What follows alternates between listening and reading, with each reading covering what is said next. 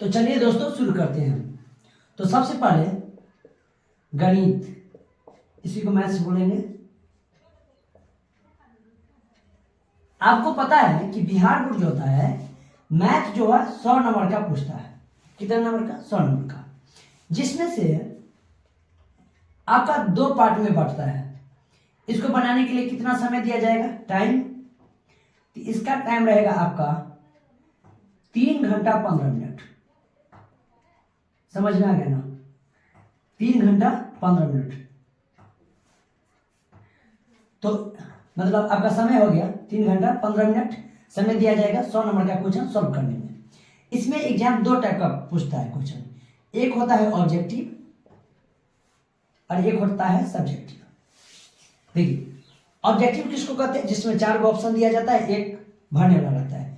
तो यहाँ पर 50-50 हो गया, 50 नंबर का 50 नंबर का हो गया ऑब्जेक्टिव, अब 50 नंबर का हो गया, क्या हो गया? सब्जेक्टिव हो गया। ठीक है। तो अभी बिहार बोर्ड में 2 गुना क्वेश्चन दिया जाता है, मतलब आपका 100 को ऑब्जेक्टिव दिया रहेगा। इसमें से कोई 50 को क्वेश्चन आप सॉल्व कर लीजिएगा, हो गया। ठीक है। चाहे आप 1-2 करके 50 बनाइए या 51 से 100 बनाइए या कहीं कहीं से भी 50 बना लीजिए, उससे कोई बात नहीं। कितना बनाना चाहिए? 50 बनाना चाहिए। ठीक है। अब कितना विद्यार्थी को लगेगा कि सर 100 को देगा ऑब्जेक्टिव, 50 को बनाना है। तो अगर मान लीजिए कि हम सर 50 को बोले थे बनाने के लिए, धोखा से हमको 55 को बन गया, सर हमको 100 को बन गया। लेकिन ऐसा नहीं कीजिएगा। देखिए खैर अगर हो गया तो क्या करेंगे? तो देखिए इससे बात नहीं है, आप 100 का 100 भी बना दीजिएगा तो पर भी कोई फर्क नहीं पड़ेगा। हम ये नहीं कहते कि पूरा बनाना चाहिए, 50 को बनाना है आपको। ठीक है। अगर 55 को धोखा था कि बहुत आसान क्वेश्चन है, जल्दी जल्दी बनाने में रंगा दिए, उसके बाद जोड़े तो पता चला 55 को हम भर दिए, उससे मतलब नहीं होगा। देखिए क्या होगा, जैसे ध्यान से समझिए। 1 2 3 4 5, ध्यान दीजिएगा, समझिएगा। 9 10 यहां पर दे दिया ना। अब कहता है जैसे सपोज कीजिए ये चॉकलेट है, 1 2 3 4 10 तक यहाँ पर नंबर में क्या है? चॉकलेट है। और इसमें से हम बोले कि भाई साहब आप 5 लेकर आइए, 5 ले सकते हैं। ठीक है। आप क्या किए कि कितना था 5 को लेने के लिए, आप क्या कीजिए, धोखा में आप क्या किए, 7 को ले लिए। कितना ले लिए? 7 को। लेकिन आपको चाहिए कितना? 5 को। तो हम क्या करेंगे, शुरू से जो जैसे 1 2 3 4 5 इस तरह से हम 5 को देंगे, अंतिम 2 को ऑप्शन जो रहेगा हम क्या करेंगे? रख लेंगे। क्यों रख लेंगे? क्योंकि आपको बोले थे हम 5 को। उसी प्रकार एग्जाम क्या करता है, अगर आप 55 को भर दिए ना तो शुरू से आपको 50 को चेक होगा। अब कहेंगे सर ऐसे में तो अंतिम 5 को जो सही रहेगा वो तो कट गया आपका। इसीलिए तो बोला जाता है ना कि अच्छा से बनाने के लिए, और जिससे आपको कितना होगा, 50 में 50 आ जाए और अच्छी बात है, 45 भी आ जाए, 40 भी आ जाए, वो तो आप पर निर्भर करता है आप कितना पढ़े हैं। तो उम्मीद है कि समझ गए होंगे। ऑब्जेक्टिव आपको 50 को दिया रहेगा, 2 गुना क्वेश्चन है तो 100 को दिया रहेगा, तो नंबर ऑफ क्वेश्चन कितना हो गया? 100। लेकिन आंसर कितना करना है? 50 से आंसर करना है। इतनी बात आपको समझ में आ गई। अब हम सब्जेक्टिव की बात करते हैं। सब्जेक्टिव देखिए 2 टाइप का होता है। एक होता है 2 नंबर वाला, एक होता है 5 नंबर वाला। ठीक है। तो 2 नंबर वाला आपको 15 को बनाना है। कितना बनाना है? 15 को। तब 15 गुने 2 नंबर का तो कितना हो गया? 30 नंबर का इधर हो गया।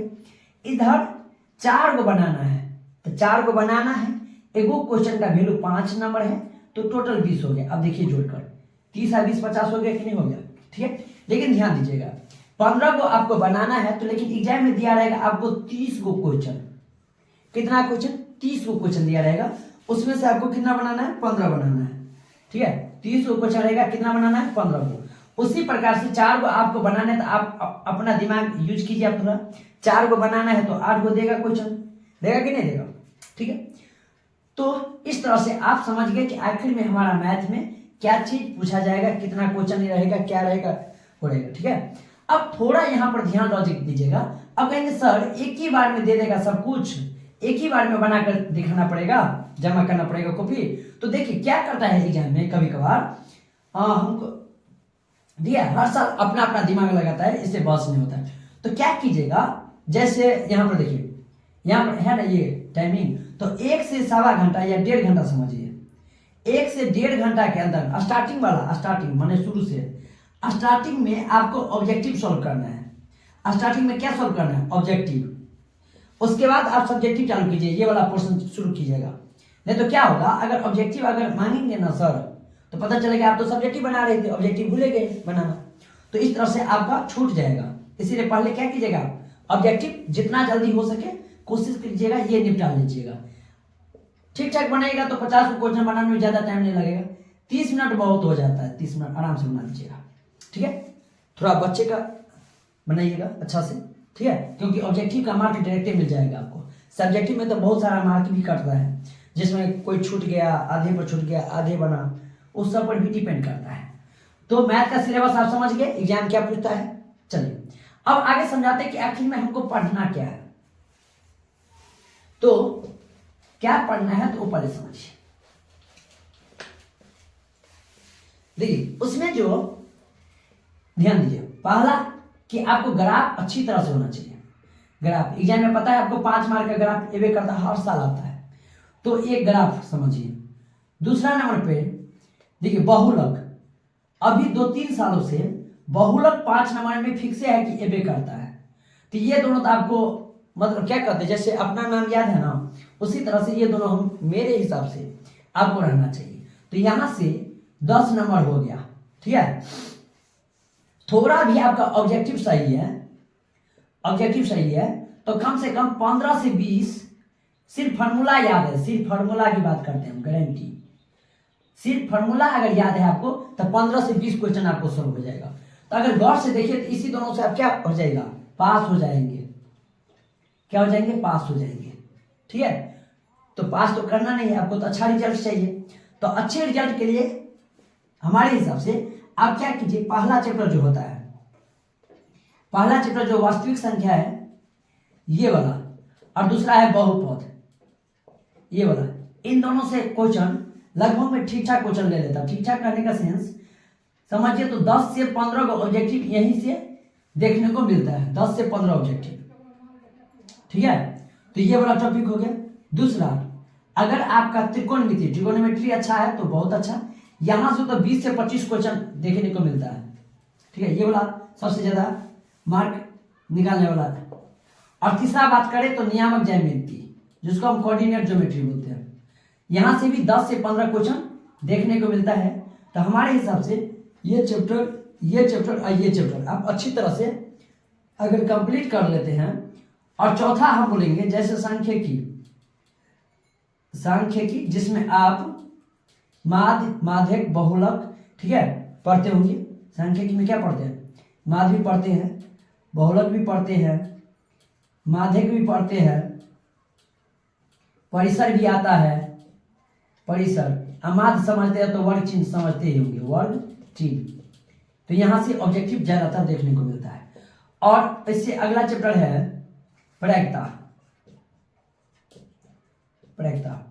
इतना चैप्टर आपका है तो हमको लगता है ज्यादा से ज्यादा आप 40 से 45 ऑब्जेक्टिव सॉल्व इजीली कर पाएंगे।